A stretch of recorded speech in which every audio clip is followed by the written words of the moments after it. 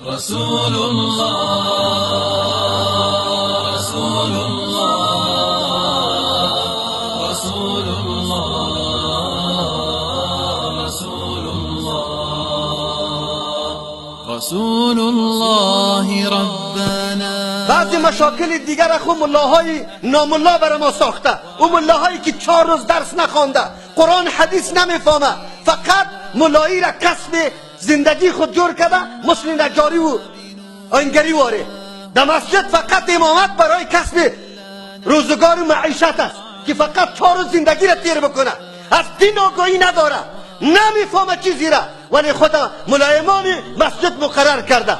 تمامی بدبختی و بدعات و رواجای کمر شکنه امین ملای نامونا برای مردم میگه و مردم امین چیزا را تایید میکنه. یکی دفاع از قرآن نمیکنه، یکی دفاع از حدیث رسول الله نمیکنه.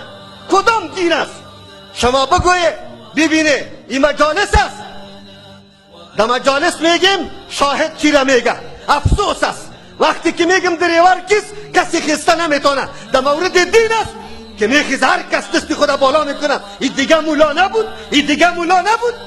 تو پشتی مولا بگرد، از مولا دلیل طلب کو، از مولا پرسون کو. کدام مولای بی غیرت این فتوا را داده میتونه که 2 نفر مرد در قد زنا بره 1000 روز پرسون کنه؟ امیر برای ما فتوا بده. در کدام کتاب است؟ کدام تسلیمی به دین الله متعال است؟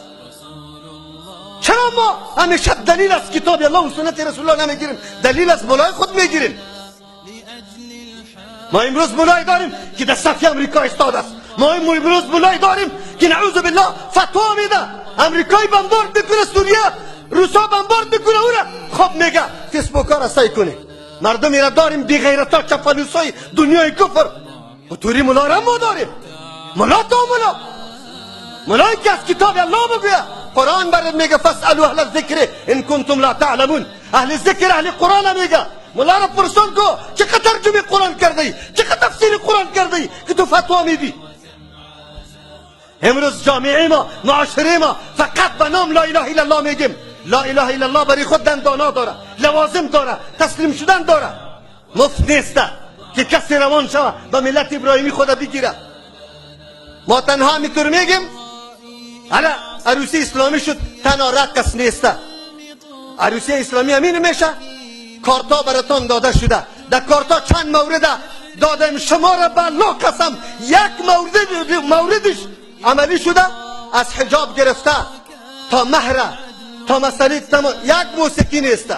یک موسیقی در او کارتی که چیزا نوشته شده تنها موسیقی وجود نداره. خیر و خلاص.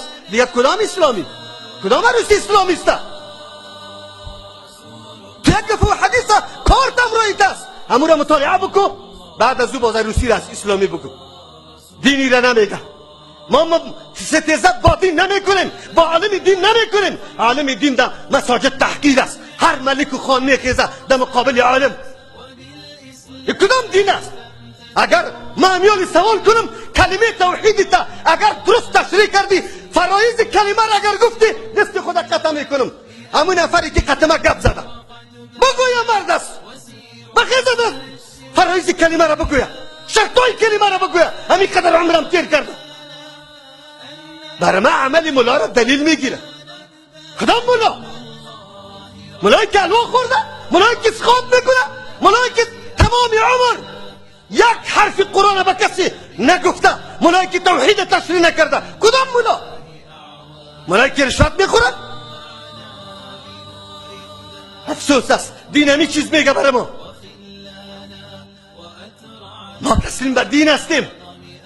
پیغمبر دوست داریم، اسلام دوست داریم. کدام دوستی؟